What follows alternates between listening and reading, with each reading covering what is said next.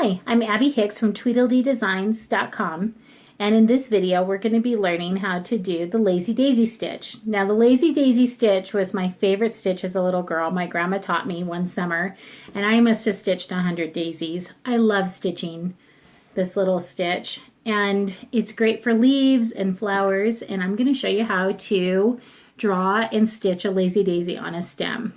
So we're going to do some leaves today. My favorite way of getting a design onto fabric is to freehand. I love to draw, and this little tool, it's a Pilot friction pen, is wonderful because for paper you can erase with the eraser end, but when you're drawing on fabric, when you're done with your design, if you use a heat iron with a steam setting and just hover over your fabric, your lines disappear. So you can't make a mistake. You can draw anything on this and then stitch and take your line away. So what I'm going to do is I am going to draw some leaves on my little stem, just like that. And you can see my little leaves. And for this, my floss that I'm using is a Sue Spargo Eleganza. It's a thicker weight floss and it's kind of braided, so it gives a really nice texture, and this is variegated floss, so when you're stitching lots of stitches and leaves, you get that really pretty natural look where it's variegated.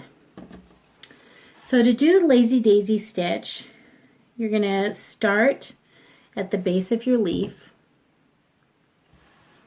and you're going to pull up until your knot reaches the end. And then you're going to go back in right next to where you came out. Can you see that? Just right back where you came out. Not in the same hole or you'll pull your stitch right out, but just right next to it. And you're going to pull. You can see it creating a little loop. See that little loop there? What I'm going to do is go back up right at the very top of that leaf, and I'm going to catch that loop with my needle.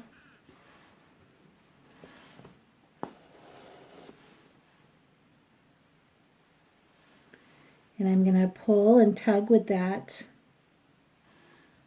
floss that's coming out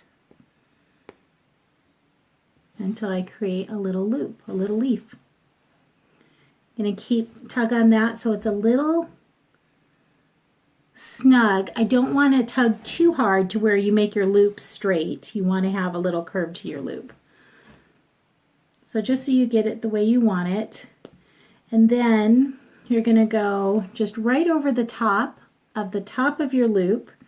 You're going to just go over that and just tack that loop down. Just like that. And there's your Lazy Daisy leaf. I'm going to go ahead and do another one. Go straight up and right back down next to where you came out.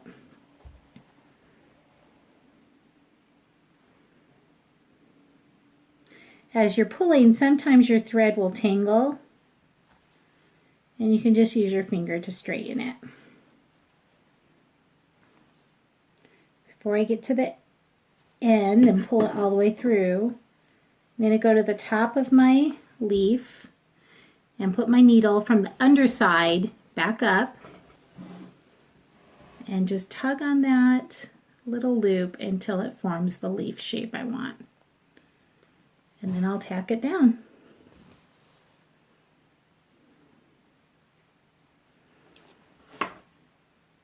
Sometimes you can make your Lazy Daisies larger for flowers. If it's too large, there's another stitch that you can use. But for most flower petals and leaves, you can use the Lazy Daisy stitch. You can see why I was crazy about it as a kid. It's really quick and fun, and it forms such a cute little leaf. For more tutorials and patterns, you can find me at tweetlededesignco.com.